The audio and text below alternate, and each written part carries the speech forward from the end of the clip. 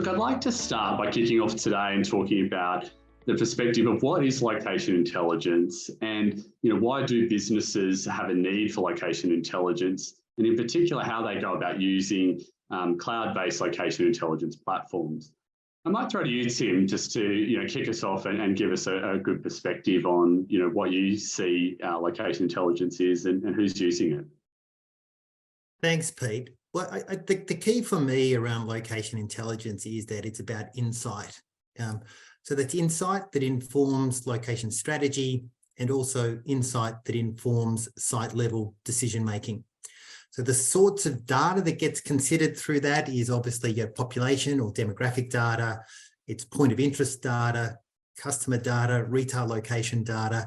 And so blending that together through a spatial analytics tool becomes really important. They're quite disparate data sets, but by blending them together, some key insights can be teased out of that data that then informs the strategy and informs the site level location decision making.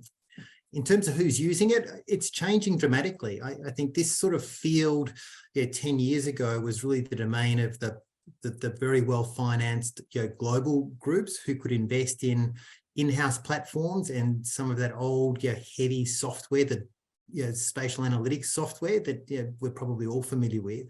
But with cloud computing, with big data, and with the rapid development in sort of cloud-based software that enables much simpler access into this data, we're now seeing that many more businesses are starting to use location intelligence to inform their strategy and their site level decision making, and not just in Western markets either. And it's great to have Sebastian and Sean and Simon here on this call, but we're seeing a very substantial growth in the uptake of location intelligence processes and tools within some quite disparate markets across the globe. Yeah, it's really a very exciting time, isn't it? That in the past this was very specialised and very niche, and suddenly now more and more businesses have access to this data and insight to really drive their location decisions. But what do we throw to perhaps you, Simon? It'd be great to see what you're seeing on the ground in the Middle East and the kinds of businesses that are benefiting from access to location intelligence. Well, I suppose just to sort of pick up from Tim's point on insights and strategy and site finding, there's kind of an extra use case here, perhaps, given the characteristics of this region. So this region, we have big groups, multi-brands, multi-geographies. Network planning is not a particularly well-defined role. So sometimes it's managed by marketing, sometimes it's managed by accounts. It's not as well defined as it is in mature markets. And also, of course, we've got rapid growth, not just rapid growth in population and demographics, but rapid growth in the number of brands and in sort of international brand intensity. So what that really means in this region, that in addition to Tim's comments on strategy and site findings, also a really useful tool for managing even your existing network as well as future ones. And in that regard, when we've got multi-geography, multi-platforms, huge groups, the new GapMaps Connect app sort of really helps and contributes in that regard as well in this region. Yeah, it's fantastic. And look, I'm sure, we're seeing that increasingly across a lot of regions here now, where people are getting, multiple brands or multiple countries, and that need to be able to understand both their existing network, but also, where they can grow. Sean, I'd be interested, I mean, obviously there's been rapid growth in Vietnam and Asia more broadly. Can you talk to us a little bit about what you're seeing around the kinds of businesses that might be using location intelligence? Sure. I mean, there's very little to add to what Tim and Simon just said. I think I'll take a different spin on it. As you can see, we focus a lot on franchising throughout Asia. We're based in Vietnam, but we cover many parts of Asia. And you can see that, a lot of our clients tend to be in food and beverage, right? It's very, very common. And it never gets old, right? Even though every country you go to, there's plenty of food and beverage. There are plenty of competitors. But the reality is many food and beverage businesses want to continue to expand. New concepts come up all the time, etc. And you can say the same things about retail. You can say the same things about education and training. as well as many different types of services, right? So again, it's always a competitive marketplace, and maybe that's where I want to kind of add a little bit to it. I think, in the West, in Australia, in the US, and many other parts of Europe, for example, there is a lot of data, and there's a lot of intelligence put into analyzing where we should grow the business, how we should grow the business, when we should grow the business. That data is much less clear in this part of the world, in the Asia part of the world where I operate. And having the need to accurate, precise data so that you can really drill down and target market your consumers, whoever they are in whatever industries they are, is really critical, right? And I think that's today, some of the groups get that, but there's a bigger opportunity to bring a lot more businesses on board that will benefit from location intelligence. Yeah, that's great, Sean. And you mentioned obviously there's franchisor and franchisee. Do you see that both organizations have a need for location intelligence, and does it help them kind of work together to really enter and grow markets? Yeah, they both have a specific need for sure. As you probably know, some franchisees are much bigger than the franchisor. So they in fact can, if they wanted to, purchase the original franchisor, regardless of where the franchisor is. And I know that's very true in MENA, it's true in India, it's true all over the world, right?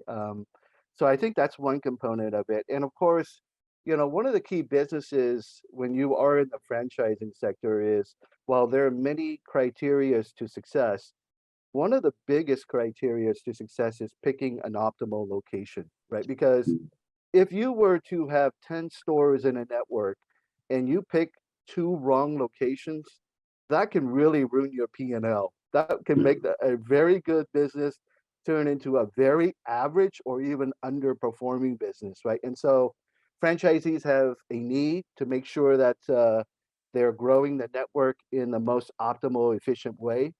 And then also franchisors, because what happens is when franchisees need to select locations, they always inevitably need the approval of the franchisors. And when franchisors have this information at their ready hands, then they can make a decision very fast, and the acquisition of that location can go very quickly, which is very important in Asia, and I assume in many other parts of the world, because there's a lot of competition vying for these optimal places, and you have to be ready.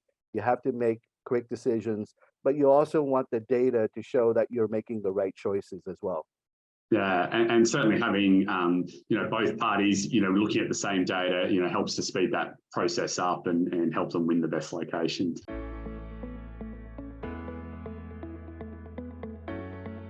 What do you see in India around location intelligence, and why do you think it's growing so quickly in markets like India? That's a very relevant question, Pete. India is all about contradictions in income, contradictions in the retail precincts, and how different brands are growing in India.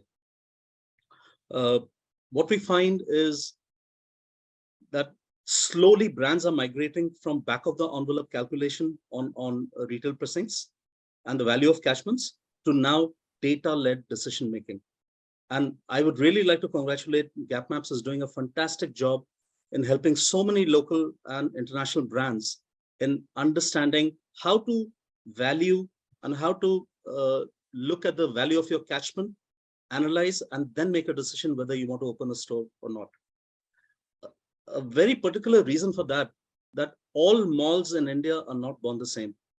There are certain malls with a lot of footfalls due to a mix, a very good tenancy mix of international brands and local brands. But then there are other malls where there are hardly any footfalls. Second, there is no clear demarcation between high street retail precincts and neighborhood precincts. Many parts of India and many of the cities, you find the neighborhood market is spilling into the high street precincts. 2. 3, cities are not the same. While the tier 1 cities with population of 1 million and above have a particular kind of people with dispensable income, prosperity, etc., the same cannot be said for tier 2 and tier 3 cities.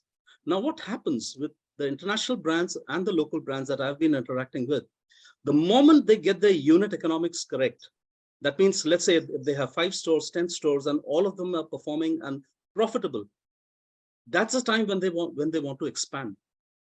And if you look at a Go Pizza, which is retailing pizza for 100 rupees, okay, versus a Pizza Hut where you could be buying a pizza for 800,000, whatever, the TG is very, very different for both of these, companies, whether it be a burger category, a pizza category, a cafe. Okay, there are coffee which is being retailed for 100 rupees, and there is coffee at Starbucks which is being retailed for 500 rupees. So the TG is different. Location analytics and demands are different. So this is where we are helping brands to analyze where do they find the right kind of TG to grow their network. Yeah, fantastic. It makes a lot of sense, Subhashish, and can only imagine the scale of that in a market like India. We've talked a lot about, all the guys around, how fast it's growing in Asia and MENA and obviously India. Andrew, what are you seeing that's really, you think, driving this kind of need for businesses to look at location intelligence? Yeah, so obviously everyone picked up on the expansion of the brands across the market and brands entering that in the market. We always say it's easy to open the first 10 and you'll get them off the ground, and those sites are pretty obvious. But when you start to get to a saturation point within a city, or you've got 50, 100 stores within a city, the decision and the decision making around locations are a lot more critical. So as brands in the first cities they enter start to reach that saturation point, there's a lot more analytics around cannibalization and that really need to be looked at. And similarly, the risk in brands venturing outside those tier 1, those big cities, as Subhashish mentioned, is a question for a lot of them. There's huge opportunity outside, particularly in India, outside kind of the top 10 cities, but not many brands have, fully dipped their toe into the 100th biggest city or the 200th biggest city, except Domino's has a big presence, but the others are yet to dip further out of those big cities. And so, those two elements of expansion, how do I finish off and fully build out a city from a network perspective, is a risky business. And also going out into those other untested, where there may be no international brands yet in some of those cities, is a question across India and across Southeast Asia as well.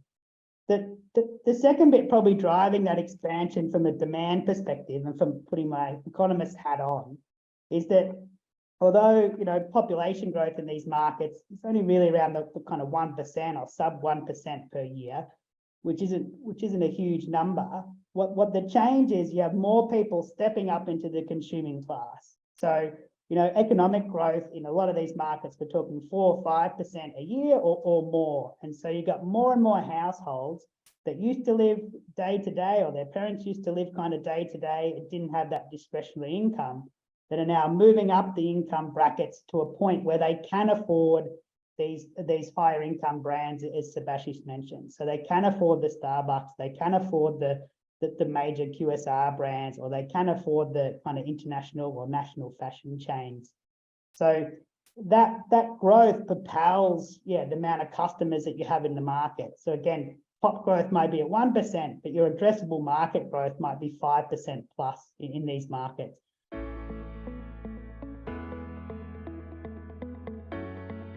Simon, what kind of sectors or brands are you seeing that are really benefiting from what Andrew's talking about in MENA? Well, it's really interesting here, because exactly as Andrew said, there's huge, not just population economic change, but demographic and cultural change, and that drives a lot of things. But the different sectors in this region have kind of different nuances around what they are responding to. So Andrew's point on mature, some brands with mature markets, absolutely. We're seeing that in the QSR brands, where not just COVID, but the move to delivery, that's changing the strategy of, the big established operators like KFC. Do they go in mall, out of mall, and they're repositioning their network as well as looking further down the tree. With some of our supermarket clients like Tamimi, it's a little bit different because they're responding to policy and regulation change. So they're moving out of perhaps their home base and moving into another city. So, and each city might have different competitive environment, different cultural opportunities and different formats for the retailers. So they're kind of responding to policy and regulatory changes, as well as the demographic changes. And the fitness clients, like fitness clients in KSA in particular, with Pure Gym and Gym Nation, that's a really immature market that's growing rapidly because of the huge demographic change. And it's one where, yes, they need to establish their stores quickly and grow their network fast to achieve first mover advantage in that sector. So that's kind of a new market entry thing. We've got regulation, we've got changing demographics. So each particular sort of client sector that we work with has unique aspirations that all come from the same sort of data pool and data set and analytics that GapMaps offer.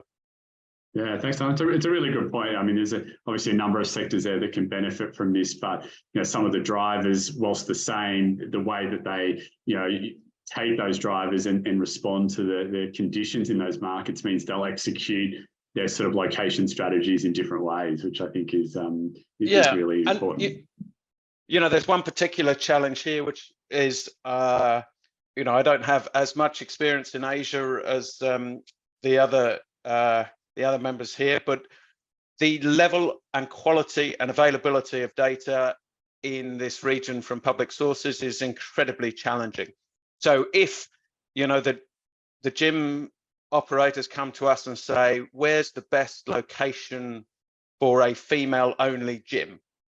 There's no official data that will tell you in any of the markets across the GCC, apart from perhaps Qatar and Kuwait, that there are this many females living in this area.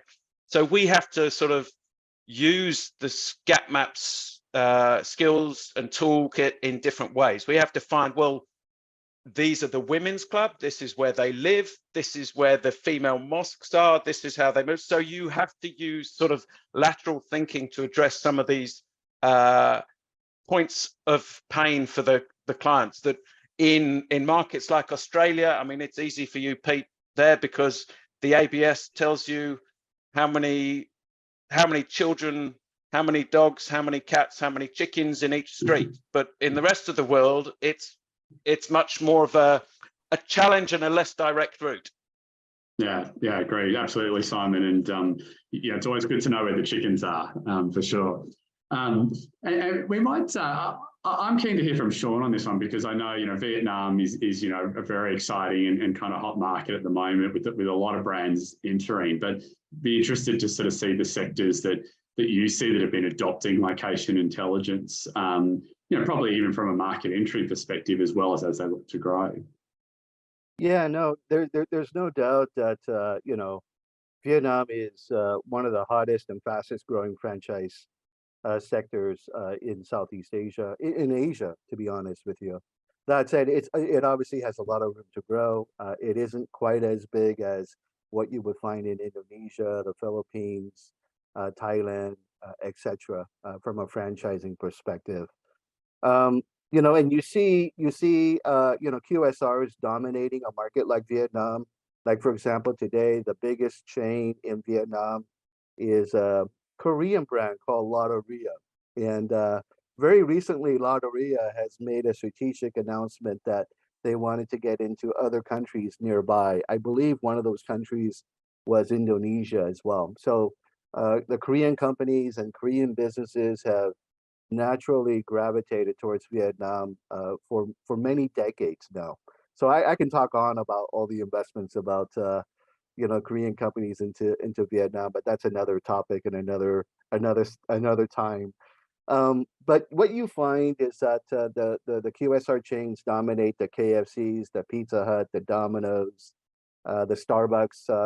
I just recently read somewhere Starbucks now has over 100 stores, I think, close to 100 stores in Vietnam. That is phenomenal, given the challenges that they face in a market like Vietnam, which is very pro-local, cheap, delicious, but not super healthy, but cheap, delicious coffee that is made locally. So, you know, the QSR sectors, the cafe sectors, and more recently, the fitness sectors continue to boom. You know, what we find is that location intelligence, I think what people and a lot of businesses, what they look for is understanding their real target market, right? Is it the daytime worker?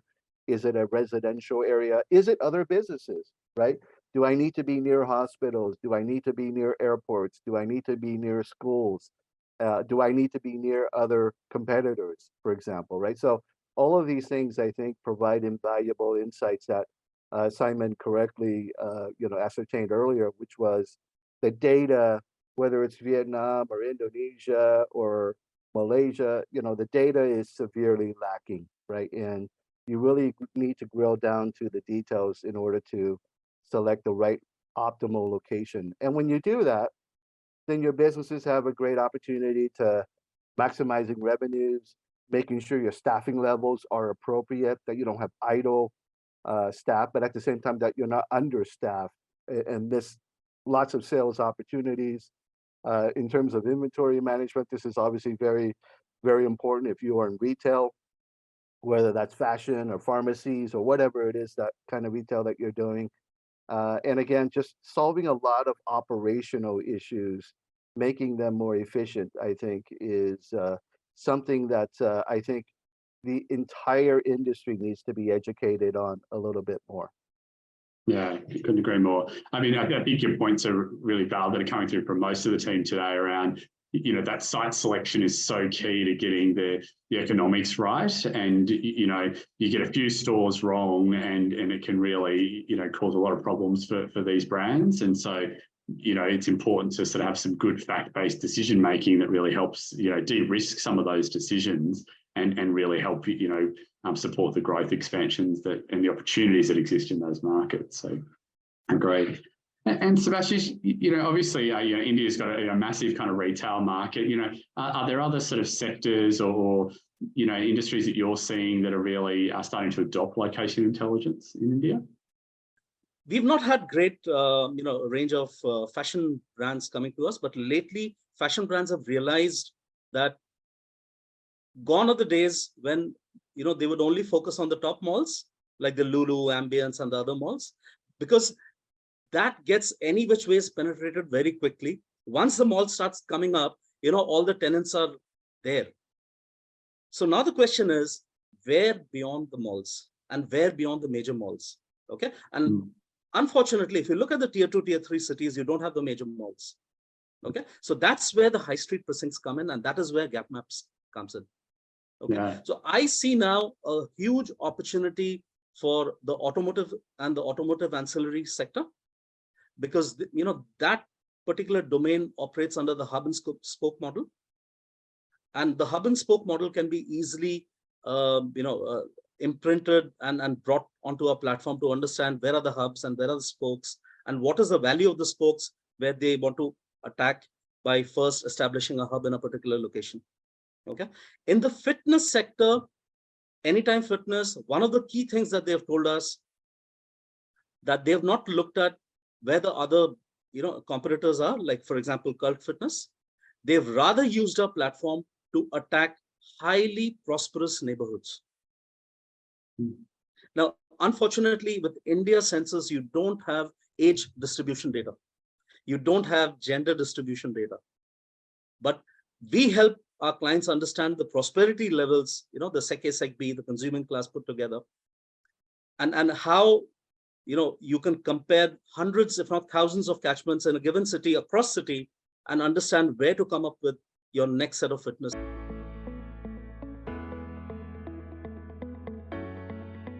You know, I'm going to throw to Andrew, because I think everyone has spoken today about the importance of data and how challenging that is in markets like, you know, Asia and India and the Middle East. You know, I mean, the obvious question here, Andrew, is, you know, how accurate is it, and, you know, how current is it? You know, how do you get this, you know, data that these brands need to be able to make these decisions?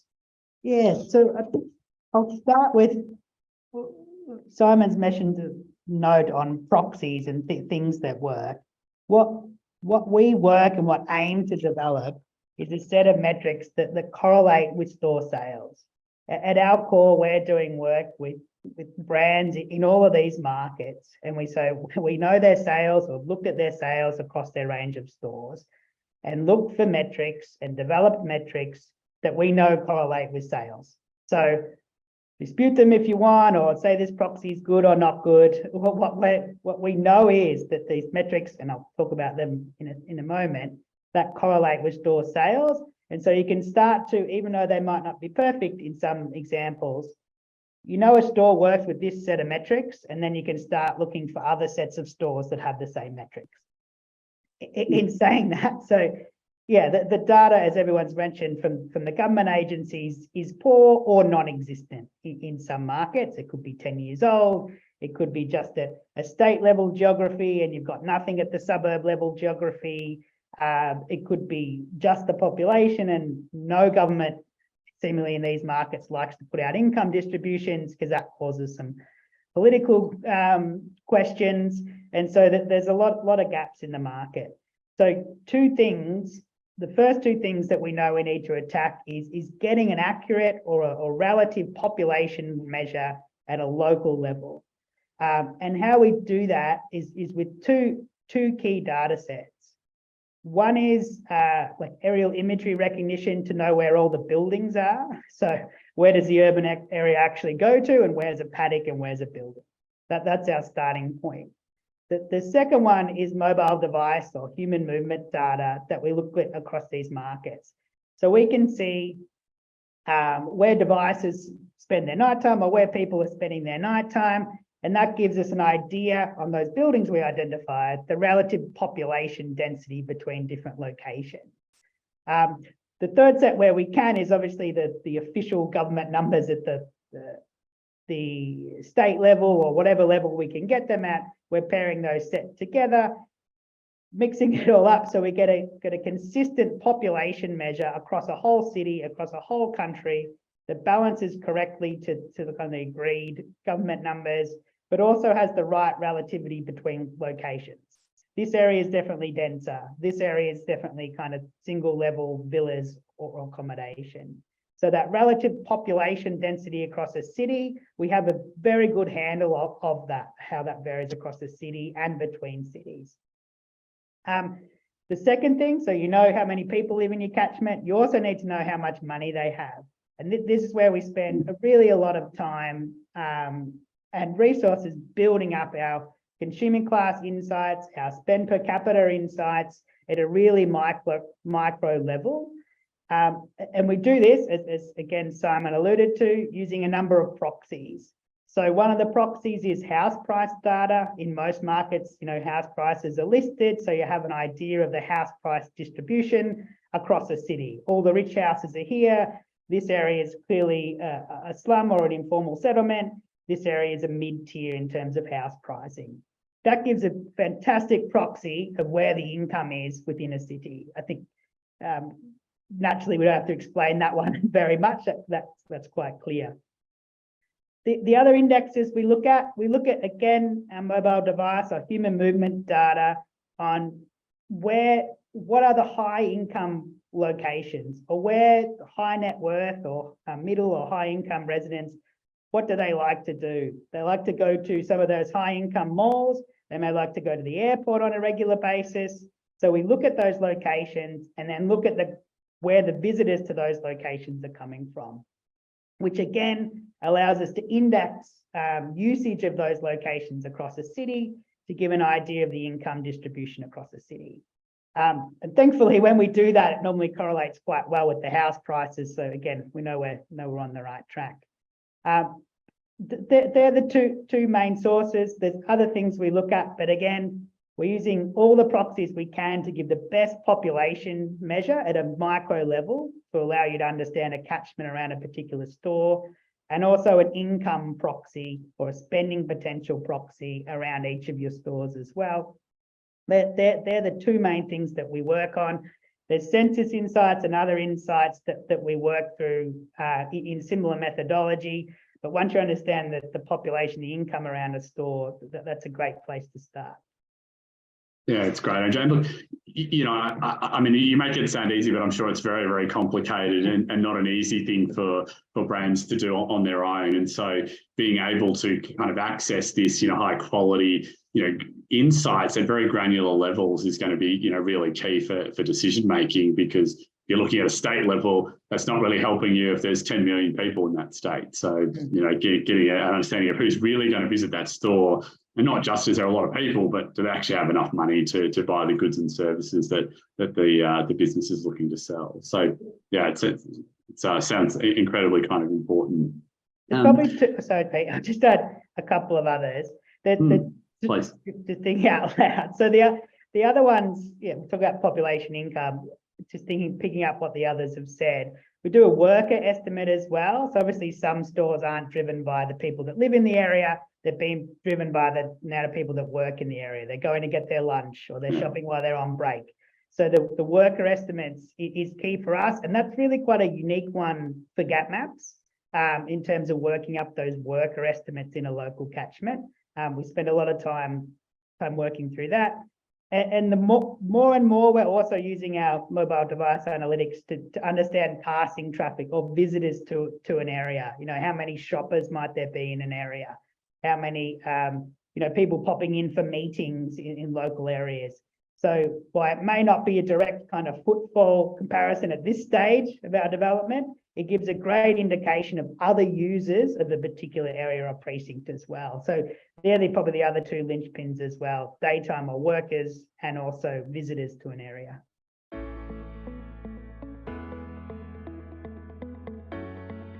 I think, I might throw to Sean. I think you touched on this. You said, one of the biggest challenges for brands looking to enter these markets is understanding who's the customer they're trying to target. And that's so key to this, because, understanding whether it's a lunchtime trade or a nighttime or weekends, and, is it people working or people that live nearby, makes all the difference around a site location.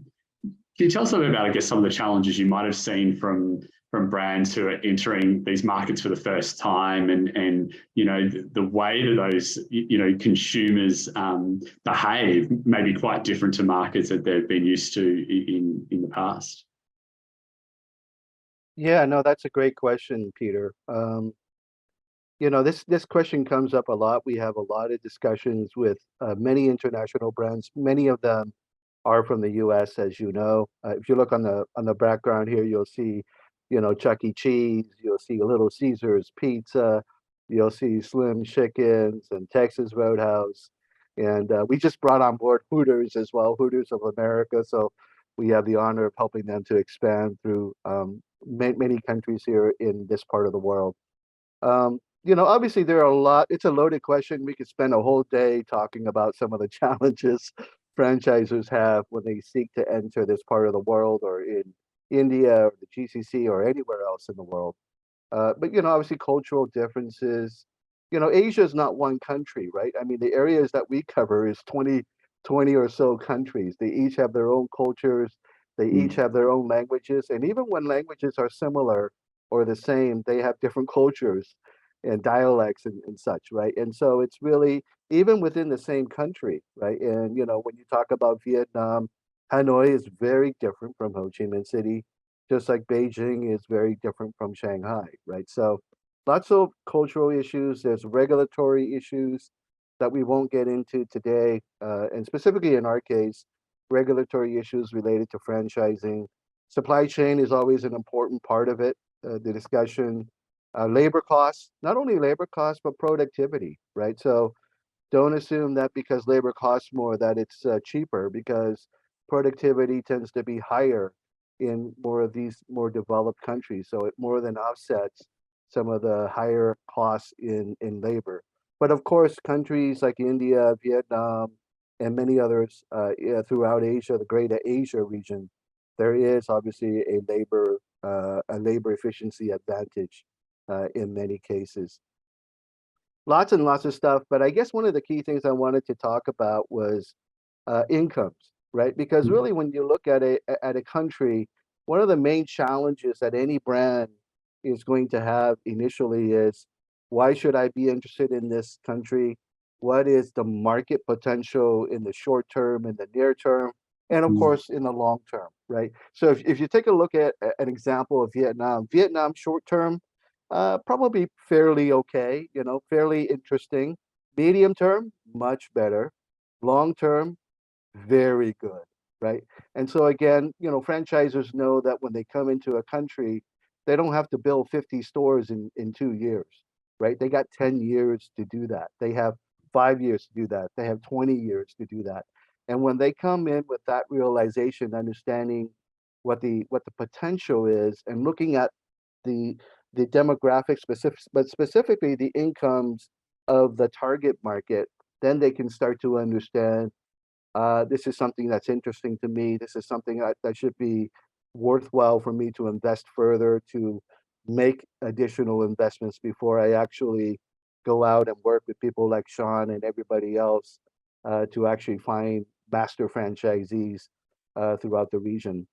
And I guess the other thing that GapMaps does extremely well, and I think many of you guys have already alluded to this, is incomes are very different within a country itself, right? What you find is, the major metropolitan areas tend to be anywhere from 2 to 2.5, maybe even 3 times what the national GDP per income average is, right? And so again, as you head out of the major metropolitan areas, many companies, many governments, many organizations don't have data to say where they should expand to. And I think that's where market hunting, discovering the potential of the market, not only in the major cities, which are obvious, but making informed and very difficult decisions to choose between the 65 or 66 provinces in Vietnam, for example, and how to prioritize which markets I want to go to. What are the estimated income levels?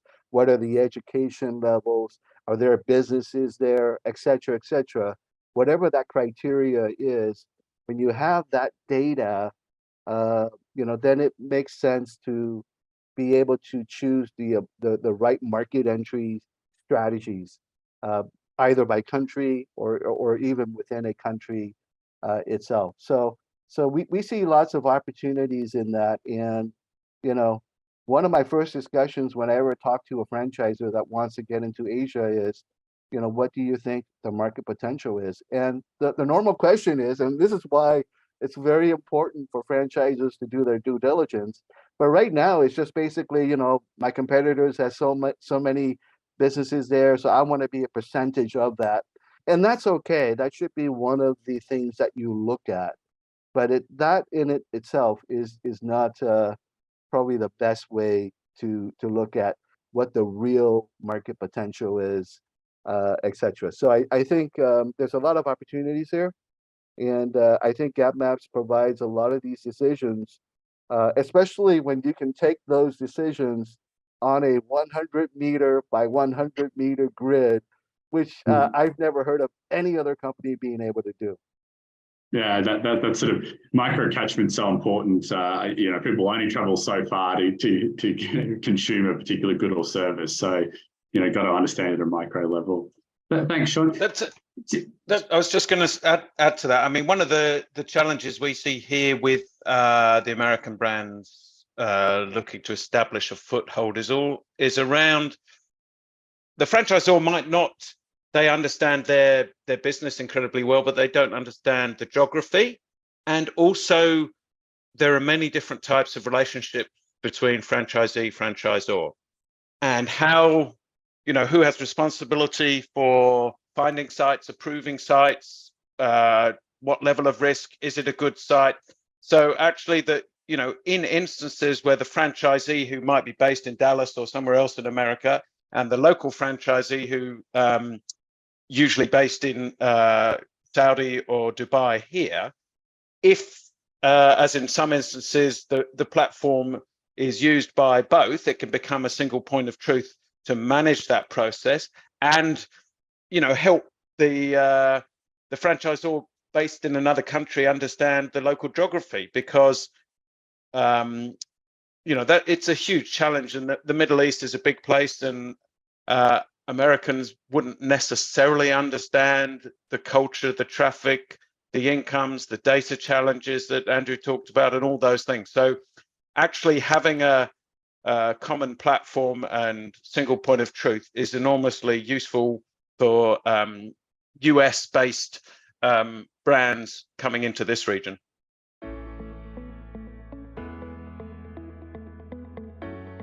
And I might throw my last question to Tim, sort of, building on that. I guess, what I've heard today is, that, every market's a little bit different. They all have different potential. It must be a real minefield for some of these organizations to go, which market do I go into and where in that market, and, how fast should I grow? How do people sort of, use, I guess, location intelligence to try and help make those kind of, really strategic decisions and help them execute? Because I think, it must be quite challenging sometimes for some of these organizations. I think one of the advantages today for those global brands as they look across Asia and the Middle East is the availability of high quality and granular data across all markets. And I think this is one of the great things that GapMaps has been able to bring to the sector is this uniform data quality, whether it's Vietnam or Thailand or Indonesia or Philippines or KSA or UAE. It doesn't matter anymore. That gap between data rich and data poor countries has never been tighter than it is today. And whilst we can still talk about differences between what's possible with Australian data set, and Simon's made that point, versus what's possible in UAE, that gap that was years ago was miles wide, today is meters wide in terms of what's not possible in some markets versus others. So I think those global brands can now have a really strong data-led piece of work completed that identifies the clear opportunity in Vietnam versus Indonesia versus Philippines versus Taiwan, South Korea, and make an informed choice about how many stores, firstly, are possible to establish in that market, and secondly, where are the catchments within that market that have high revenue potential. And I think that touches a little bit on Sean's point, which is what's consistent across all of those brands that are looking to enter these markets is really small area catchments that they serve. And today it is possible for insights to be captured that are accurate, that are current, and that are granular to allow an understanding of a 500-meter catchment, for example, in a tier 3 city in India. I mean, good heavens, that was a pipe dream only 2 or 3 years ago. But just to think that you know now how many people live in a 500-meter radius in a tier 3 city in India, and how many of those people are in what we call the consuming class. We know that sort of insight, and that really does de-risk expansion for those global brands as they look to extend their footprint into these Asian countries. Yeah, thank you, Tim. And look, clearly an exciting time for not just for people like us in location intelligence, but obviously the benefit that brings to brands in multiple sectors in countries that hasn't been there before. So it's been phenomenal to hear today just how fast that's come and how far it's come, and obviously more to come, I guess, in the future as well. So very exciting time for anyone looking to grow in these markets. So look, thank you everyone for making the time today. Really look forward to our next webinar session and a chance to talk more about some of these topics.